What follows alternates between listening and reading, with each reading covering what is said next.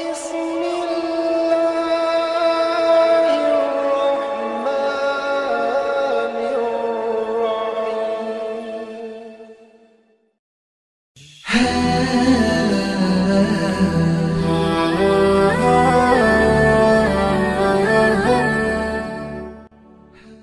الله الرحمن الرحيم. Bismillahirrahmanirrahim. Assalamualaikum warahmatullahi wabarakatuh. Syukur alhamdulillah kita bisa berjumpa lagi di channel ini. Sholawat dan salam selalu dan tetap tercurahkan kepada junjungan kita Nabi besar Muhammad sallallahu alaihi wasallam. Allahumma sholli ala sayyidina Muhammad wa ala ali sayyidina Muhammad.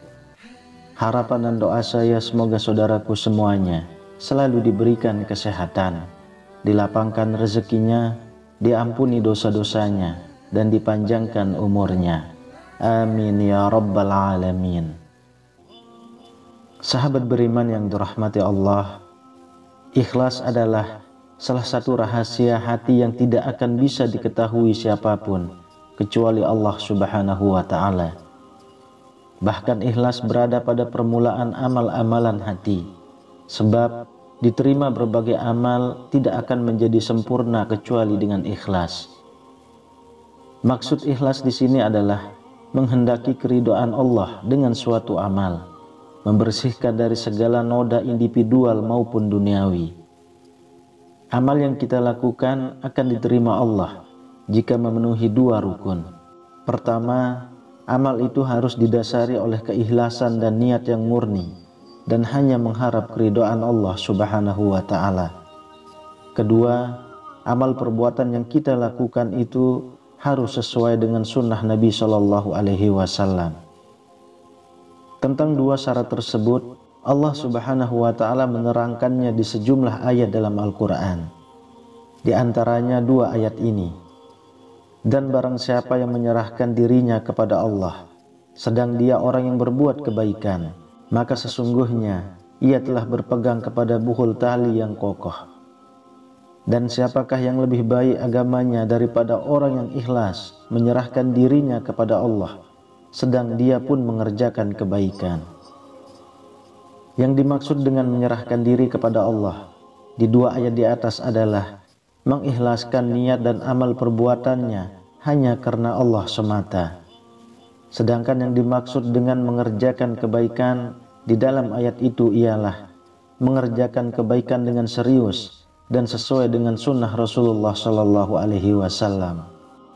Jadi niat yang ikhlas saja belum menjamin amal kita diterima oleh Allah jika dilakukan tidak sesuai dengan apa yang digariskan syariat. Begitu juga dengan perbuatan mulia, tidak diterima jika dilakukan dengan tujuan tidak mencari keridhaan Allah Subhanahu wa ta'ala. Lalu bagaimanakah kita bisa mengenali ikhlas? Bagaimanakah ciri-cirinya? Ada 8 ciri-ciri keikhlasan yang bisa kita gunakan untuk mengecek apakah rasa ikhlas telah mengisi relung-relung hati kita. Yang pertama adalah keikhlasan hadir bila Anda takut akan popularitas. Imam Ibnu Syihab Az-Zuhri berkata, sedikit sekali kita melihat orang yang tidak menyukai kedudukan dan jabatan.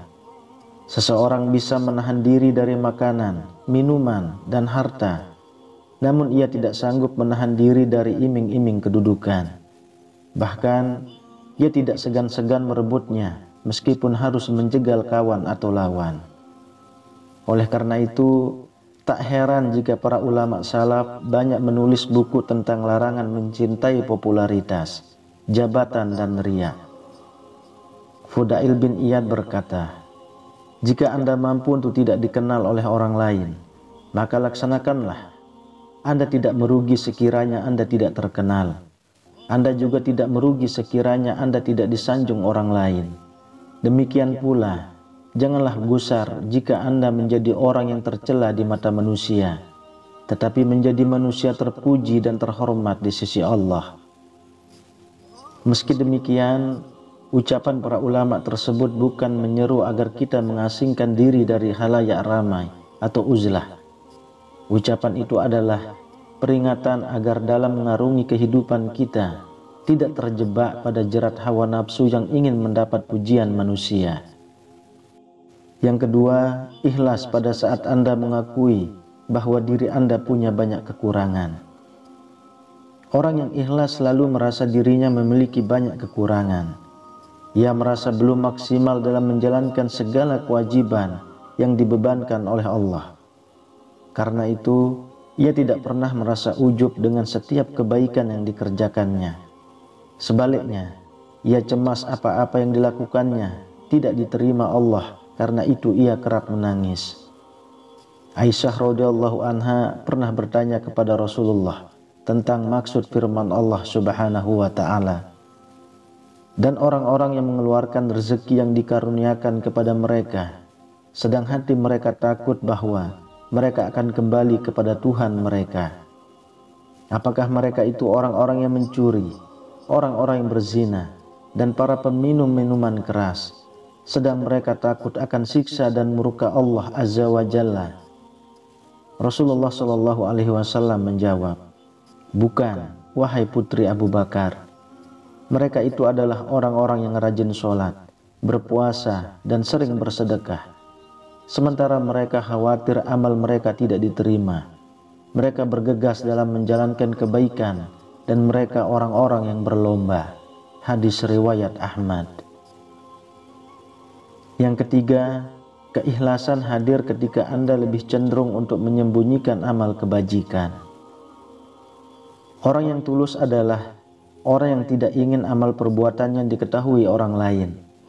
Ibarat pohon, mereka lebih senang menjadi akar yang tertutup tanah, tapi menghidupi keseluruhan pohon. Ibarat rumah, mereka pondasi yang berkalang tanah, namun menopang keseluruhan bangunan. Suatu hari Umar bin Khattab pergi ke Masjid Nabawi. Ia mendapati Mu'az sedang menangis di dekat makam Rasulullah. Umar menegurnya, "Mengapa kau menangis?" Mu'az menjawab, "Aku telah mendengar hadis dari Rasulullah Shallallahu Alaihi Wasallam bahwa beliau bersabda, riya sekalipun hanya sedikit, ia termasuk syirik. Dan barang siapa memusuhi kekasih-kekasih Allah, maka ia telah menyatakan perang terhadap Allah. Sesungguhnya Allah menyukai orang-orang yang baik, takwa, serta tidak dikenal. Sekalipun mereka tidak ada, mereka tidak hilang, dan sekalipun mereka ada, mereka tidak dikenal. Hati mereka bagaikan pelita yang menerangi petunjuk. Mereka keluar dari segala tempat yang gelap gulita." Hadis riwayat Ibnu Majah dan Baihaqi. Lalu yang keempat, ikhlas pada saat Anda tak masalah ditempatkan sebagai pemimpin atau prajurit. Rasulullah Shallallahu Alaihi Wasallam melukiskan tipe orang seperti ini dengan perkataan, "Beruntunglah seorang hamba yang memegang tali kendali kudanya di jalan Allah, sementara kepala dan tumitnya berdebu. Apabila ia bertugas menjaga benteng pertahanan, ia benar-benar menjaganya. Dan jika ia bertugas sebagai pemberi minuman, ia benar-benar melaksanakannya." Itulah yang terjadi pada diri Khalid bin Walid saat Khalifah Umar bin Khattab memberhentikannya dari jabatan panglima perang. Khalid tidak kecewa apalagi sakit hati, sebab ia berjuang bukan untuk Umar, bukan pula untuk komandan barunya Abu Ubaidah. Khalid berjuang untuk mendapat ridha Allah Subhanahu wa ta'ala. Yang kelima, keikhlasan ada ketika Anda mengutamakan keridhaan Allah daripada keridhaan manusia. Tidak sedikit manusia hidup di bawah bayang-bayang orang lain. Bila orang itu menuntun pada keridhaan Allah, sungguh kita sangat beruntung. Tapi tak jarang orang itu memakai kekuasaannya untuk memaksa kita bermaksiat kepada Allah Subhanahu wa ta'ala. Disinilah keikhlasan kita diuji, memilih keridhaan Allah Subhanahu wa ta'ala atau keridhaan manusia yang mendominasi diri kita. Pilihan kita seharusnya seperti pilihan Masyitah, si tukang sisir anak Fir'aun. Ia lebih memilih keridhaan Allah daripada harus menyembah Fir'aun. Yang keenam, ikhlas pada saat Anda cinta dan marah karena Allah. Ikhlas saat Anda menyatakan cinta dan benci, memberi atau menolak, ridho dan marah kepada seseorang, atau sesuatu karena kecintaan Anda kepada Allah dan keinginan membela agamanya, bukan untuk kepentingan pribadi Anda. Sebaliknya, Allah Subhanahu wa Ta'ala mencela orang yang berbuat kebalikan dari itu. Dan di antara mereka ada orang yang mencela tentang pembagian zakat. Jika mereka diberi sebagian daripadanya, mereka bersenang hati.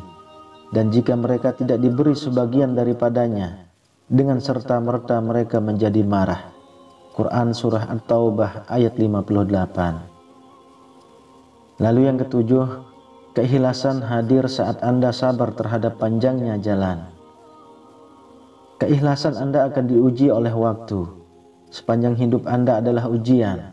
Ketegaran Anda untuk menegakkan kalimatnya di muka bumi meski tahu jalannya sangat jauh. Sementara hasilnya belum pasti dan kesulitan sudah di depan mata, amat sangat diuji. Hanya orang-orang yang mengharap keridhaan Allah yang bisa tegar menempuh jalan panjang itu. Seperti Nabi Nuh alaihissalam yang giat tanpa lelah selama 950 tahun berdakwah.